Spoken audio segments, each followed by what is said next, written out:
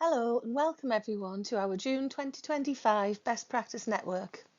This session is all about ensuring inclusion in T-level education. So we'll focus on strategies for SEND support, differentiation and motivation, and you'll leave with practical takeaways and examples. So before we start, I'll introduce myself and my colleagues. My name is Elena Bennett and I work in the Provider Development team at NCFE. And on the live event, I was joined by my colleagues Gemma McGregor and Janet King. So the objectives for this session are firstly to explore inclusive strategies for SEND learners. Then we'll have a look at unpacking some practical differentiation methods and examine how to build learner motivation and obviously collaborate and share best practice. Throughout the live session, we used Padlet so that colleagues could share ideas and resources. The link to this Padlet is on the screen if you would like to view it or add any further ideas of your own. So firstly, we asked participants to consider what strategies they use to support all learners in their classrooms. The Padlet link on the previous slide will take you to the responses for this, but I'll show you a screenshot of the Padlet on the next slide. So here are the responses from the participants from the live session around strategies they currently use to support all learners. So if you want to take a couple of minutes to have a look at this, you can pause the video. Okay, now we'll move on to focusing around SEND and what strategies and resources we could incorporate into T-level teaching to support learners with additional needs. SEND learners in a T-level classroom may face a range of challenges due to the academic rigour, industry-specific content and the dual focus on theory and work placement. Here are highlighted some of those key challenges. So cognitive load and complexity. T-levels are academically demanding. Learners with difficulties in memory, attention or processing, for example ADHD or dyslexia, may struggle with absorbing and retaining complex subject matter. They may find it difficult to follow multi-step tasks or grasp theoretical content quickly. Literacy and numeracy barriers. So T-levels do assume a solid foundation in English and maths, and those learners with dyslexia, dyscalculia or language processing issues may struggle with reading technical texts, writing assignments or using maths in applied contexts. Even those who have achieved grade 4 at GCSE may find the content challenging, especially with regards to understanding its industry documentation, exam language or writing at level 3. In terms of sensory and environmental needs, students with autism or sensory processing difficulties may find busy, noisy environments overwhelming. Changes to routines or group tasks may cause anxiety or sensory overload. Work placement challenges. So navigating unfamiliar workplace expectations can be really challenging for SEND learners, especially those with issues around communication or social interaction, and this may hinder performance in placement settings. Learners might find it difficult to adapt to different supervisors' expectations. In terms of assessment methods, the range of assessment methods may provide challenges around inclusivity. Students with processing or anxiety-related needs may struggle to demonstrate their knowledge in group discussions, for example, while others may find exam difficult. Special exam considerations from secondary school will need to be revisited and reapplied. And finally, in terms of transition and independence, T-level students are expected to work with increasing independence, and those students with SEND may need continued scaffolding and support, which isn't always embedded in post-16 education. Scaffolding strategies can help SEND students access learning. Here are some examples of how you can adapt tasks to offer additional layers of support as needed to meet individual needs. So pre-teaching vocabulary is evident to support working memory. This is from the EAF in 2021. So visual support such as graphic organisers and glossaries can assist learners with ASD or dyslexia. Sentence starters and structured response frames can promote success in extended writing. This is from the EAF for literacy in secondary schools. It suggested that colour-coded or chunked analysis of exemplar assessments can really help with understanding the structure of AOs. This aligns with cognitive load theory in inclusive teaching, again from the E&EY 2019. Dual coding with visual and verbal explanations can help. For example, pairing verbal instructions with images or diagrams, and this can increase retention. Evidence for this was backed by the cognitive sciences approaches in the DFE CPD standards, the 2021, and in the E&EY toolkit. You may find use of writing frames useful for reflection or evaluation tasks, especially useful in the ESPs or the extended ERQs. And this can support students to structure their AO2 and AO3 responses. Organisers and checklists can help students plan and structure longer tasks, for example in ESP planning or multi-part exam questions. And this was supported in the E&EY Metacognition Guidance from 2018. Role-play peer work can be really useful in preparing for ESP and OS assessments, and it allows students to become familiar with scenario-based learning. And then finally, technology aids, for example, text-to-speech, mind mapping tools, or screen masking software for visual tracking can really help with SEND learners. This was highlighted in the GISC Digital Tools in Vocational Education 2022. All of the references mentioned on the previous slide can be found at the end of this recording and also on the Padlet that was mentioned at the beginning of the presentation. So during the live session, we asked the participants to consider which scaffolding strategy they use most often in their teaching. So here are the answers on screen now. It might be useful again to take a couple of minutes to look at these and think about what you yourself use most commonly. So moving on from considering scaffolding strategies, we're going to look at how you can use these and other differentiation strategies within your T-level teaching. So firstly, it's worth taking a minute to think about what does differentiation actually mean. So we're going to focus today on the Tomlinson framework, which was developed by Carol Ann Tomlinson, an American educator and professor at the University of Virginia. And this framework is a research-informed model that helps teachers respond to diverse learning needs in their classrooms. It's been widely adopted in both US and UK education systems and by organisations like NCETM and referenced in EVE guidance. So at its core, differentiation is about planning lessons that offer multiple pathways for students to access content, engage in tasks and demonstrate understanding. And Tomlinson identifies 4 classroom elements that teachers can modify. Firstly, the content, which is what the students need to learn or how they access the information. Secondly, the process, so the activities used to help students make sense of that content. Thirdly, the product, the outcome or result of what the student creates to demonstrate understanding. And finally, the learning environment, so the way the classroom works and feels. So for simplicity, this is often framed in training as environment, which is how and where learning happens, task, which is how the learning takes place, and the product, how the learning is assessed or shared. By adjusting the environment, task and product, you offer multiple pathways to success, aligning with the Universal Design for Learning framework and the SEND Code of Practice. It helps ensure that every learner can access and engage with the material in a meaningful way. So in terms of environment, some suggested strategies could be to have seating plans that pair learners strategically, for example for peer modelling, or to have quiet zones within the room. Use your support staff effectively to float between learners who may need a little bit more input.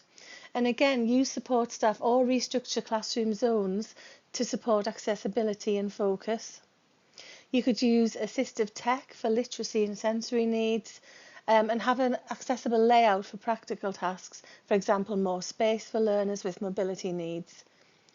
You could use digital learning tools and have quiet breakout areas, and always ensure you have clear routines and a calm, structured atmosphere which helps support learners with anxiety or sensory needs.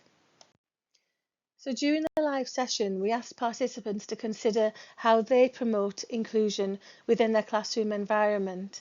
So you can pause the video here if you would like to look at some of their ideas.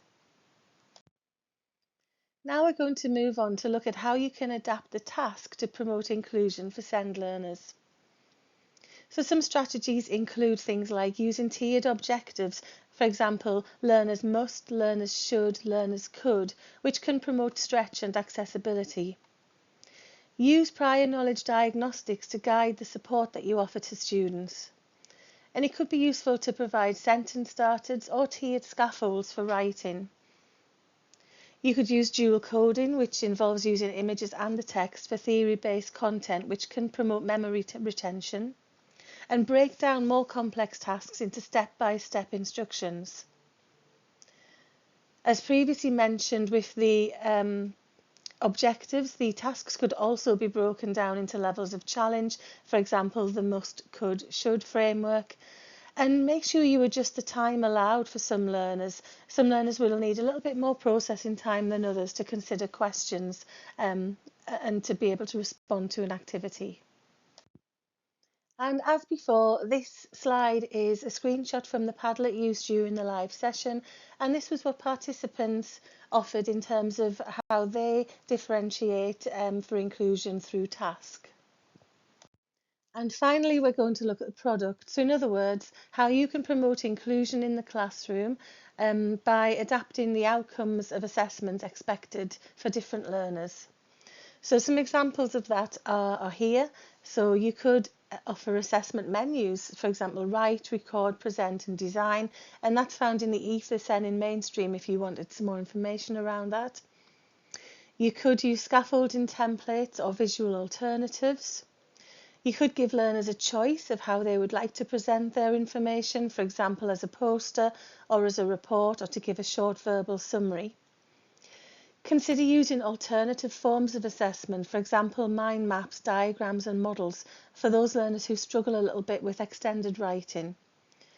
And allow your learners time to rehearse or draft before submitting their final products. And on some occasions, peer assessed or video recorded presentations may reduce anxiety. And this screenshot shows some of the participant suggestions for inclusion via product that came up during the live session. So again, take some time to consider these and see if any of these align with your own practice or if there's anything there that you find interesting and can start incorporating in your future teaching. And next we're going to have a look at how motivation can affect student success. So what do we mean by motivation? So motivation is the internal drive that directs and sustains learning behaviour, and it influences how much learners invest in terms of effort, how long they'll persist and how will they respond to challenge or failure. And in T-level contexts, motivation can affect the willingness to engage in longer tasks, for example, in extended response questions or in ESP planning, their confidence during a placement or practical assessments, and the resilience when receiving feedback or revising. And there are two main types of motivation, those being intrinsic, which comes from curiosity and interest in purpose. For example, I want to work in healthcare, I want to work in childcare. Or extrinsic, which comes more through rewards, grades, praise or expectations. For example, I want to pass this unit. So at this point in the live session, we asked people what they feel motivates their learners most. So I'll show you the responses to that on the next slide. So this screenshot shows the responses from participants in the live session. Again, take a moment to consider them.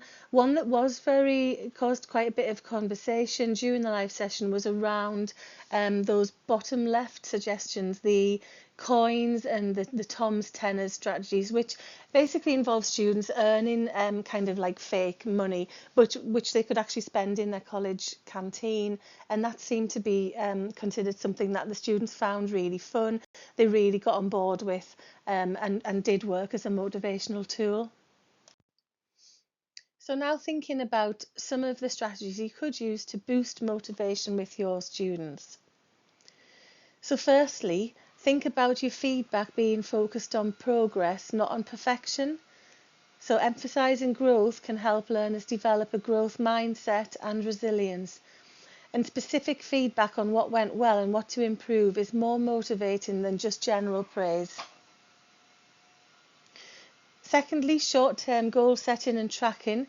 This can work by breaking tasks into smaller achievable steps that makes the progress more visible to students and therefore boosts a sense of control. So some examples of this could include things like learning checklists, progress bars and target setting posters. Thirdly, autonomy and learner choice. So this is drawn from self-determination theory from Ryan and Ditchy, which underpins many of the EAF strategies in CPD frameworks and suggests that motivation improves when learners experience autonomy, i.e. a choice over the task, the method or the pacing. Competence, as in the belief that they can succeed, and relatedness, so feeling connected to others, for example with peer collaboration. And then the fourth suggestion is celebration and recognition. So highlighting small wins to build confidence and reinforce positive learning behaviours. And this can include things like displaying students' work, stickers, verbal praise and certificates, or class shout-outs or reward walls. And it was found in the Ofsted Education Recovery Report in 2022 that centres who recognised and praised efforts, even for partial successes, saw stronger learner confidence and engagement. So now it's your turn to have a go at an activity. So this is a case study task around how you could plan for inclusion. Now, this particular case study is in the context of education in early years, but obviously you can adapt it if you'd like to be more relevant to your own context. So this is about a student called Ellie who has a diagnosis of dyslexia and slow processing speed, and it outlines some of the challenges that she finds in terms of accessing her education. So the activity for you to have a go at is to consider what reasonable adjustments or supportive strategies could you apply in your classroom in terms of meeting Ellie's needs. And while you're doing this, consider some of the differentiation strategies that we've discussed in this session, and also some of the motivational tools considered as well. So this should start helping you think about how you can individualise your planning to meet students' needs within your context. And now I'll just move on to some final thoughts around where you can go from this session and what other support is available to you as a T-level provider. So in terms of reflection, spend a little bit of time thinking about some of the strategies from today and how they could support and also stretch and challenge your students. So reflect on some of the ideas that have been discussed and how these strategies might align with your current teaching practices. Which of the strategies or ideas could be most impactful in your T-level classroom, and how can you implement them to enhance student outcomes? Now, these are the references and further reading that have been mentioned previously during this presentation. They're also linked on a card towards the end of the Padlet. So you may find it interesting to spend a little bit of time looking at these in a little bit more depth. And as always, we really appreciate your feedback. So there's a link here to an evaluation form. And particularly if there's anything else you would like in the future, please let us know via this form. And finally, thank you for listening to the session today. I hope you found it useful and can incorporate some of the ideas into your future practice.